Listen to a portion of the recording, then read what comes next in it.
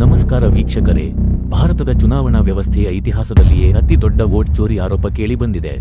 August 7, 2025 ಭಾರತದ ವಿಪಕ್ಷ ನಾಯಕ ರಾಹುಲ್ ಗಾಂಧಿ ವೋಟ್ ಚೋರಿ ಎಂಬ ಹೇಳಿಕೆ ನೀಡುತ್ತಾರೆ. ಮತ್ತೆ 1 ಲಕ್ಷ ನಕಲಿ ವೋಟುಗಳ ಹಿಂದೆ ಇರುವ ಸಿಡಿಎಸಿ ಸಾಫ್ಟ್ವೇರ್ ಕಥೆಯೇನು ಎಂದು ನೋಡೋಣ ಬನ್ನಿ. ಬೆಂಗಳೂರು ಮಹದೇವಪುರ ಕ್ಷೇತ್ರದಲ್ಲಿ ಬರೋಬ್ಬರಿ 1 ಲಕ್ಷ ನಕಲಿ ಮತದಾರರು ವೋಟ್ ಮಾಡಿದ್ದಾರೆ ಹಾಗೂ ಒಂದೇ ಅಡ್ರೆಸ್ ಇರುವ 50 ಜನ ಹೌಸ್ ನಂಬರ್ 0 ಎಂದು ಬರೆಸಿ ವೋಟ್ ಮಾಡಿದ್ದಾರೆ.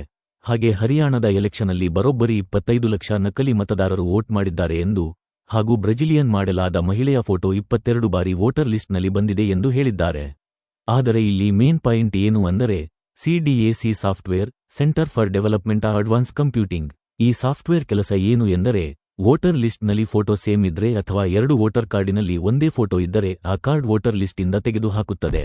ಹಾಗೆ ಹೆಸರು, ವಯಸ್ಸು, ಜೆಂಡರ್, ಅಡ್ರೆಸ್ ಹೋಲಿಕೆ ಮಾಡಿ ರಿಪೀಟೆಡ್ ಆಗಿದ್ರೆ ಅಥವಾ ಇನ್ವಾಲಿಡ್ ಆಗಿದ್ರೆ ಅದನ್ನ ಡೂಪ್ಲಿಕೇಟ್ ಅಂತ ಗುರುತಿಸುತ್ತದೆ. ಈ ಸಾಫ್ಟ್ವೇರ್ ಅನ್ನು 2017 ರಿಂದ 2022 ರವರೆಗೂ ಎಲೆಕ್ಷನ್ ಕಮಿಷನ್ ಈ ಸಾಫ್ಟ್ವೇರ್ ಅನ್ನು ಬಳಸಿತ್ತು.